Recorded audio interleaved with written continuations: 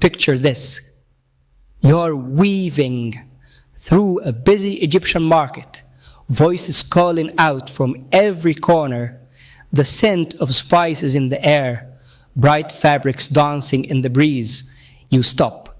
Your eyes catch something you want, and you decide to ask politely. First, when you're speaking to a man, min fadlik, it means please to a man. Repeat after me, min fadlik. One more time, min fadlika, min fadlik. Then, when you're speaking to a woman, min fadlik, it means please to a woman. Repeat after me, min fadlik one more time, min fadlik and min fadlik. Here's the trick.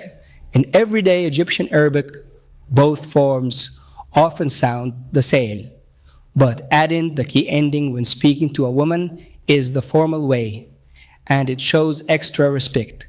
Example with a man, momken, kahwa min fadlika, momken, kahwa min fadlika, can I have coffee please?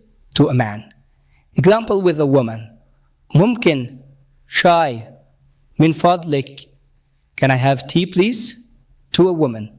So, next time you're wandering through an Egyptian market, your hands full of treasures and your heart full of curiosity, remember this: a well-placed min fadlik can make a shopkeeper's face light up.